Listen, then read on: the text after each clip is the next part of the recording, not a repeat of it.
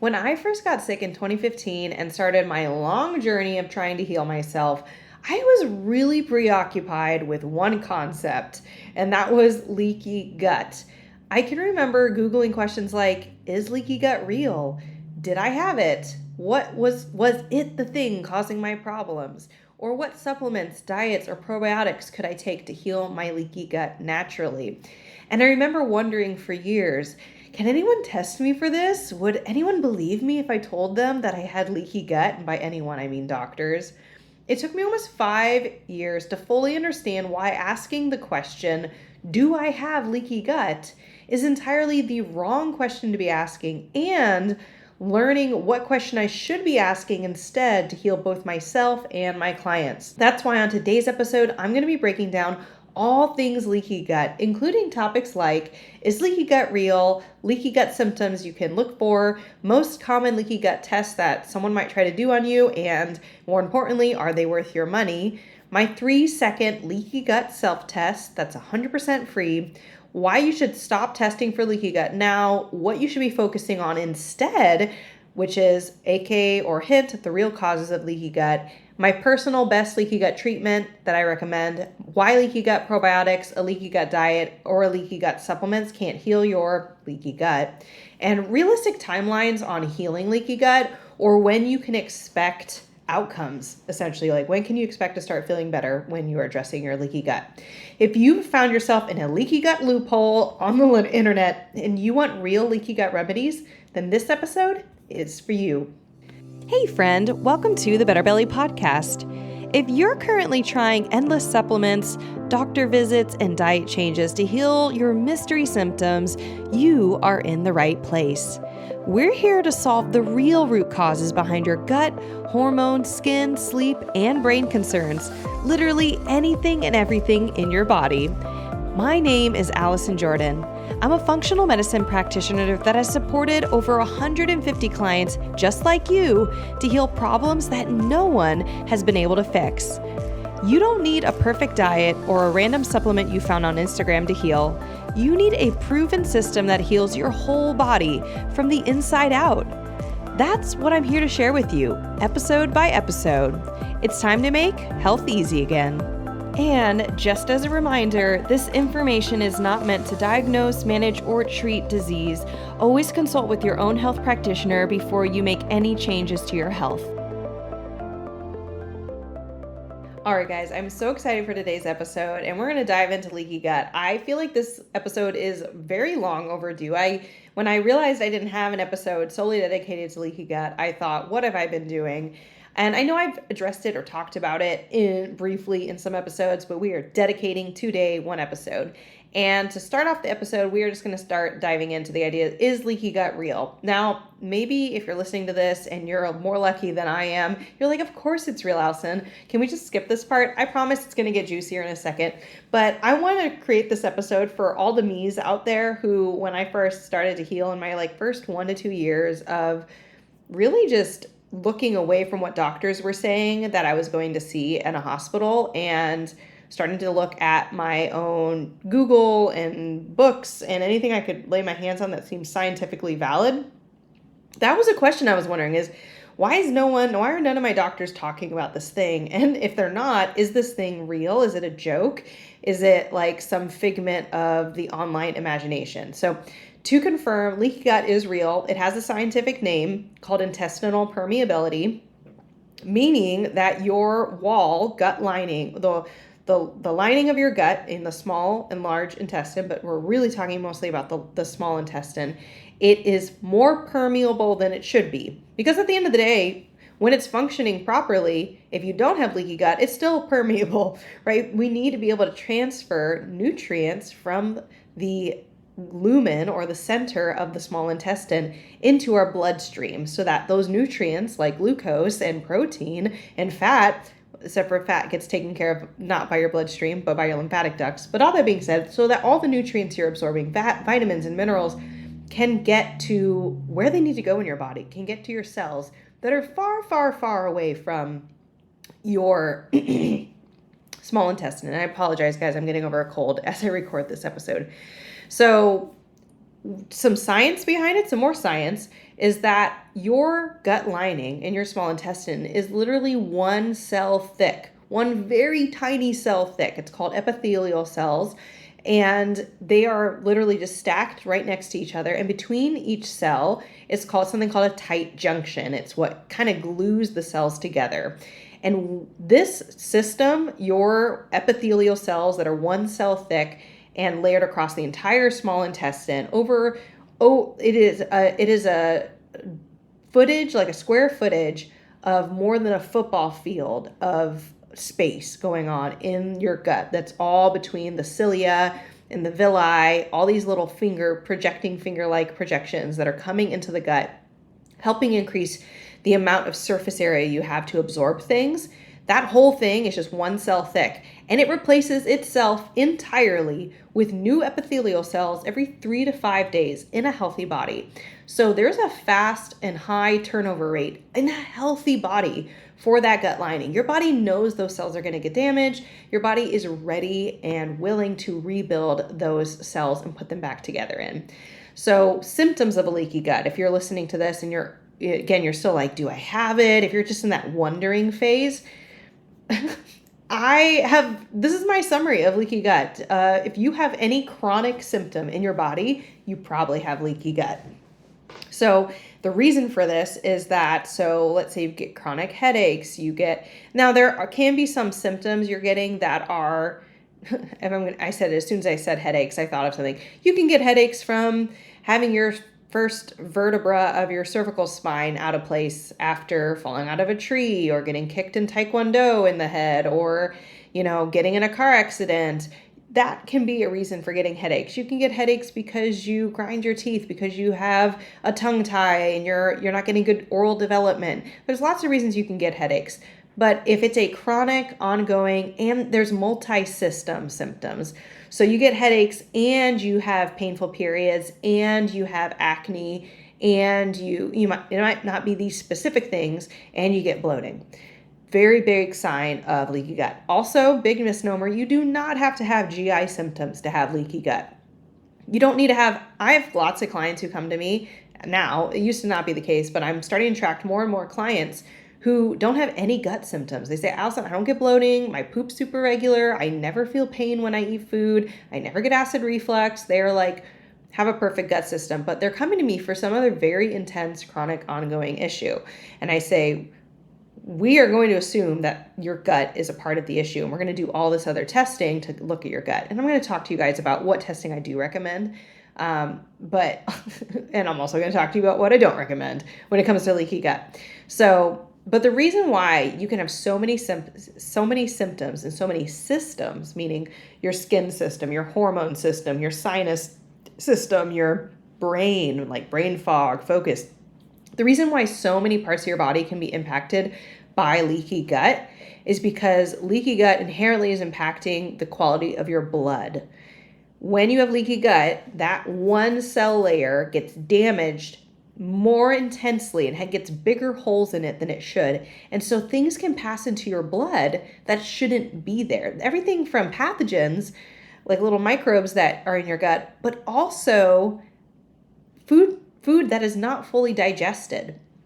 Food that has not been fully digested will get tagged in your blood by your white blood cells as an issue, because they'll say, well, this banana didn't get fully digested, and what is it doing here? And it sees it as a pathogen in many ways. And that's actually one of the ways you can develop new food sensitivities and sort of not be sensitive to foods 10 years ago, but now you're sensitive to a lot of things. It's one of the several mechanisms of developing new food sensitivities.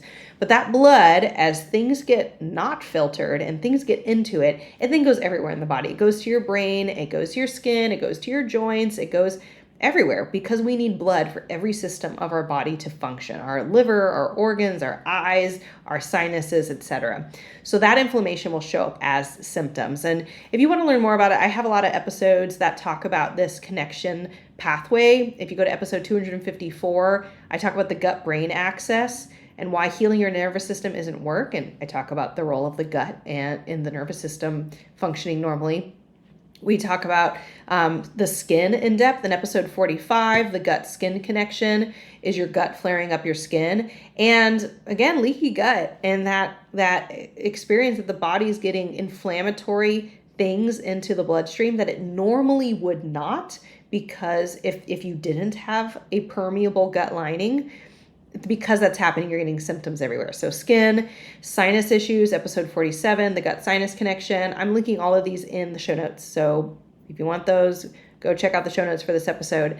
Episode 26 is your period out of whack, 3 pathways that link gut health to hormonal health.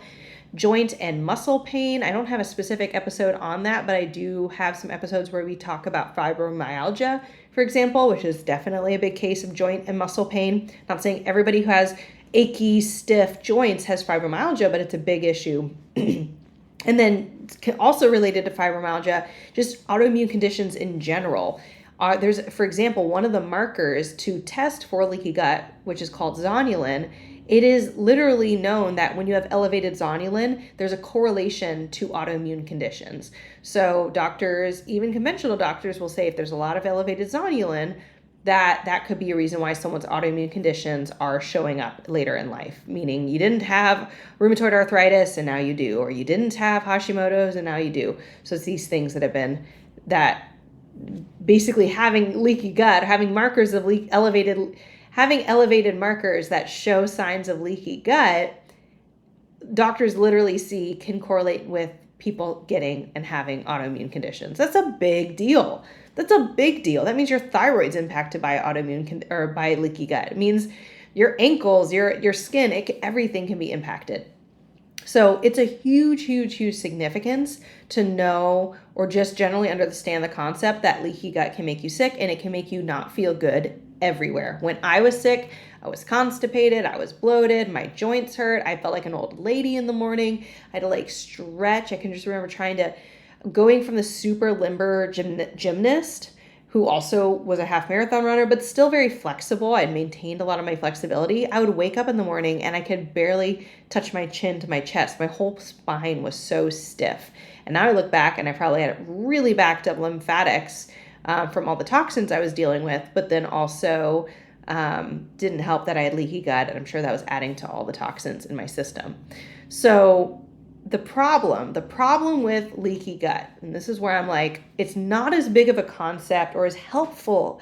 It's not as helpful of a concept in healing as we would like, or as some people suggest it to be. And the problem is that leaky gut is non-specific. It doesn't tell you why you have leaky gut. It just tells you that you have it.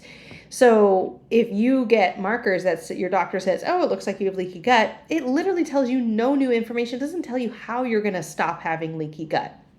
So if you have leaky gut, the question now becomes, what is damaging your gut faster than what your body can repair? Or what is slowing your body's ability to repair itself? You don't need to test for leaky gut. You need to test for why you have leaky gut. And that's a totally different realm of testing here. So I'm going to say that again a different way. It doesn't matter if your wall is damaged. It matters why it's damaged. So here's a really great example. When I did a leaky gut test on myself back in 2020, I did a lactulose mannitol test. And that's one common test you can do for leaky gut. And lactulose, there are these really big sugar molecules, and then mannitol is a small molecule. And so when you drink this solution, what you should see in your urine, if you have a healthy gut, is a lot of mannitol and not a lot of lactulose, because the lactulose should not be able to cross that border of your gut lining into your bloodstream. Well, my test result came back and I had plenty of lactulose in my gut or in my urine sample. I had lots and lots of lactulose. So I had positive signs of leaky gut. I've also had clients who've done that test before with other providers, and it shows that they have leaky gut. Now, I was only doing this test on my clients for a little while in 2020, and I just got bored because so many clients came back as positive for leaky gut, and I realized they're spending money and time getting this test, And I don't actually, doesn't tell me what to do. It doesn't change the supplements I'm going to give them. It doesn't change dietary recommendations. It doesn't change anything. And in fact, I still don't know more. I don't know why they have leaky gut. So it didn't tell me what to do or why. I've also had other clients come in. The other second most common test I see providers give to clients who they say, we're going to test for your leaky gut if you have it. And I'm always thinking, at this point, what type of quality provider is this who wants to test you for leaky gut? Because I really find that a lot of other providers that I talk to who are doing quality work, they're not testing for leaky gut anymore. It's not useful information. It's a waste of time and money. But they come to me and they said, my provider had added zonulin to my test. Maybe like my GI map is a common test. There's other tests out there that have zonulin on it. And zonulin's a protein that regulates tight junctions between cells, which I mentioned earlier. When I was talking about tight junctions happen between the cells and they're like the glue that keeps the cells together. Well, if you have elevated zonulin, it's associated with leaky gut and it's also associated with autoimmune conditions, though it doesn't mean you have one by any means. So they'll hand me their zonulin that they got on their test and it's elevated. And I look at them, I say, well, this doesn't tell me anything. Doesn't tell me what to do. Doesn't tell me anything. And they look at me shocked, like, wait a minute, I just got this from a really smart, credentialed doctor. They, of course, didn't heal them, which is why they're working with me. And now you're telling me this is useless information? And I say, yeah, it doesn't actually give me any information on why you have leaky gut.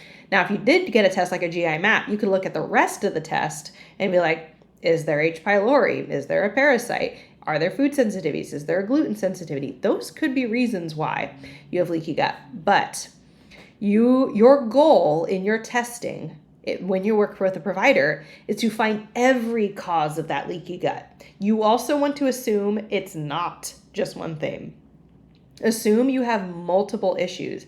Because remember, that wall is rebuilding itself very quickly. It's expecting to have damage done to it. The issue is when it gets so much damage so much faster than it can manage. And we're looking at not just one issue, like a food sensitivity, albeit celiac disease is usually so severe that eating wheat on its own for a celiac can devastate the gut lining. However, food sensitivities are usually not just enough on their own, especially considering if you've already done food sensitivity testing and restriction and you're not better, that's not your only problem. So it's not just about food. It's not just about one pathogen. Pathogens don't tend to come in single file, like one at a time. You're going to get multiple because one of them is going to make it easier for the rest to proliferate. And a lot of times it's a big, heavy hitting one that then lowers your immune system and all the other ones start to be able to hang out and do more not nice things to your body. So your goal is to find every cause of leaky gut with your testing. So that's the type of testing to focus on, is everything else that could cause it. We're getting into details there. I will tell you, if you're like, no, tell me it right now, what you should do is go to betterbellytherapies.com/training. And I literally have a training video that talks you through the 5 different categories of things that you need to test for to figure out why you have the symptoms you do, why you have leaky gut, what is antagonizing your body and causing all of those symptoms that you have. I call it the 5 toxin trap, and I talk to you about what testing you need to do. Just go to betterbellytherapies.com/training. I refer to the 5 toxin trap and these 5 categories so often, I don't really talk about them in podcast episodes anymore because I repeat myself way too much. So it's in a totally different resource for you guys, totally free. Now, let's say you got a negative leaky gut test. Well, it still doesn't tell you any more about what the issue is, right? You still would want to, you're symptomatic. If you're getting a leaky gut test, you don't feel good, right? So you've gone to a doctor and said, I don't feel good. And somebody decides it's a good idea to get a leaky gut test, whether it's positive, which still tells you nothing about the details of what's going on. Even if it's negative, it still doesn't tell you anything. You might as well take that money and that time and put it into a different test that's a little more specific. So that's my unusual stance about leaky gut, that it's a real thing and it matters and it totally is impacting your health, but the test for itself doesn't matter. So stop doing leaky gut tests.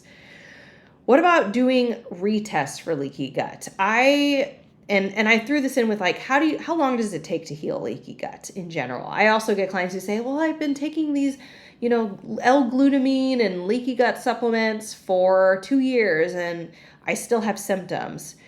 Do I still have leaky gut? And it's actually, well, you want to back up and say the issue typically with leaky gut is not, are you giving yourself the materials to build that lining back? Though that's a component of it. It's a component to have the build. Like if you have a castle and there's a wall around it and your wall has been destroyed, yes, you need bricks to rebuild that wall. And so you can give yourself supplements like L-glutamine that are help you, give you the basic materials, the basic bricks to rebuild the wall.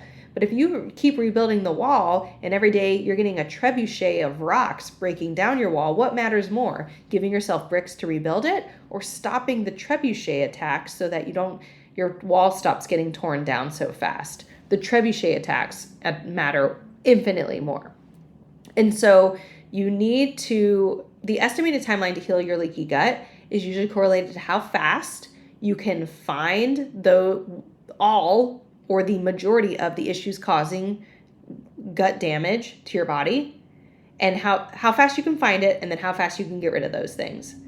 And some things have fairly short timelines to get rid of, some are longer, like mold. Mold just takes a long time to heal your environment and then heal yourself and do it at a pace your body can handle.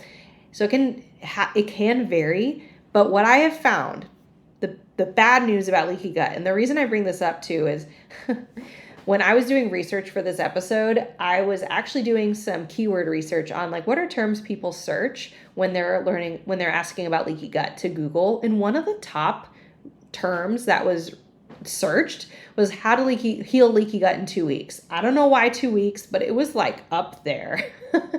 It was a more common search term than other things you would think would be important. So at least for me, I was like, that matters to people. They really want to heal leaky gut in 2 weeks for whatever reason, that arbitrary amount of time. So the bad news is you can't heal leaky gut in 2 weeks, not from the point of not even knowing what's causing it. If that's your starting line, it's not going to happen in 2 weeks. This is the good news. This is infinitely better than the bad news. You can be 100% symptom-free before healing your leaky gut. There's a very big difference between having healed your leaky gut, basically not having leaky gut, that all that intestinal permeability isn't permeable anymore. There's a big difference between the permeability being gone and actually having no symptoms. You can be symptom-free while still having leaky gut. Why? If you are not ingesting inflammatory things like food, and you've gotten rid of the pathogens that were causing the leaky gut, you have immediately reduced the amount of inflammation exposure you get, and that's going to infinitely make you feel better before your body's had time to heal that wall, right? So being symptom-free could honestly be better described as a required condition to properly heal leaky gut. And that's what I tell clients who come to me and say, I really want to heal my leaky gut. If they specifically mention leaky gut, I say, when you are symptom-free, your leaky gut that's when you start to heal it. And if your body's functioning at optimal speeds, it might take longer than 3 to 5 days, which is again for a healthy body because you have more holes to fix.